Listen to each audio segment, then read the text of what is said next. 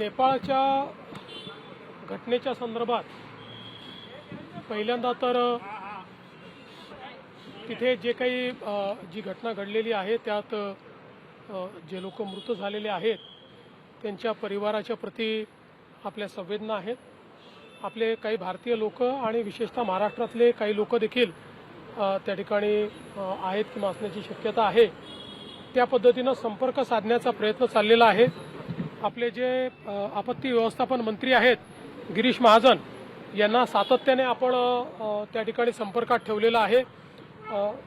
विशेषतः काही लोक जे त्याच्याही पलीकडे तिबेटमध्ये गेले होते किंवा काही पर्यटक गेले होते अशा लोकांशी काही संपर्क आपला झालेला आहे.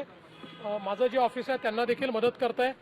आम्ही MEAची देखील मदत त्या ठिकाणी घेतो आहोत आणि विशेषतः दिल्लीच्या माध्यमातून अशा पद्धतीनं मानसरोवर यात्रेच्या निमित्ताने किंवा इतर गोष्टींकरता जे गेलेले लोक आहेत त्यांच्याही करता नेपाळमधनं जो मार्ग आहे तर त्या ठिकाणी एक अवरोध निर्माण झाला आहे. तर तिथनंही त्यांना परत कसं आणायचं याचंही प्लॅनिंग आपण करतो आहोत आणि त्या संदर्भात सेंट्रल गव्हर्नमेंटशी आपलं बोलणं झालेलं आहे. त्यामुळे पूर्णपणे अलर्ट मोडवर आपण आहोत आणि कोणाचाही संपर्क झाला तर त्याला रेस्क्यू करायची तयारी आपण ठेवलेली आहे. गिरीश महाजनांनी आव्हान देखील केलेलं आहे की कोणाचे नातेवाईक असतील तर त्यांनी आम्हाला संपर्क साधला तर त्यांना आम्ही त्या ठिकाणी शोधून देऊ. त्यामुळे पूर्णपणे अलर्ट मोडवर आपण त्या ठिकाणी आहोत. अजून एक्झॅक्ट आकडा आलेला नाही. तो आल्यानंतर आपल्याला सांगण्यात येईल. पूर्ण बैठक आयोजित करण्यात आलेली होती.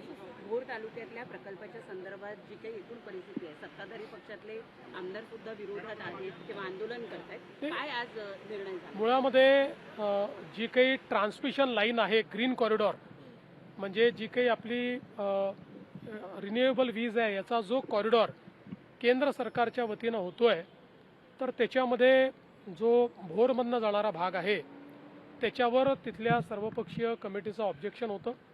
त्यांचं म्हणणं होतं की वेगवेगळ्या प्रकल्पाकरता भोरची जमीन आमची गेलेली आहे आणि आता पुन्हा या प्रकल्पाकरता जमीन आमची तुम्ही मागता आहात. त्यांच्याशी चर्चा केली. आम्ही देखील त्यांना हे समजावून सांगितलं की जवळपास 40% काम त्या ठिकाणी झालेलं आहे आणि पुणे हे एक असं आपलं शहर आहे किंवा पुण्याचा जो औद्योगिक जिल्हा आहे यामध्ये खूप मोठ्या प्रमाणात विजेची मागणी आहे आणि आपण जर सबस्टेशन्स तयार केले नाहीत तर मोठ्या प्रमाणात विजेचा तुटवडा देखील पडेल. आणि केवळ भोरमध्येच नाही तर त्यांना आम्ही दाखवलं की जवळपास पुण्याच्या सगळ्या तालुक्यांमध्ये सबस्टेशन्स चाललेले आहेत.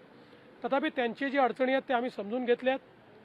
काय मार्ग काढता येईल कमीत कमी नुकसान व्हावं या दृष्टीनं काय मार्ग काढता येईल याकरता जे आपले ट्रान्समिशनचे विक्रम कुमार आहेत ते आणि सेंट्रल गव्हर्नमेंटची लाईन असल्यामुळे सेंट्रल गव्हर्नमेंटचे अधिकारी असे त्यांच्यासोबत बसून आणि भविष्यात आपल्याला त्यातनं कसा मार्ग काढता येईल असा प्रयत्न करण्याचा आम्ही निर्णय घेतला आहे. सोबत आम्ही त्यांना अपील देखील केलेली आहे की आपण अशा पद्धतीनं जो काही हा कॉरिडॉर आहे याला जर विरोध केला तर त्याचा पुण्याच्या ग्रोथवर परिणाम होईल आणि म्हणून आपणही थोडी मदत करावी आणि मधला मार्ग काढावा अशा पद्धतीचा प्रयत्न आहे.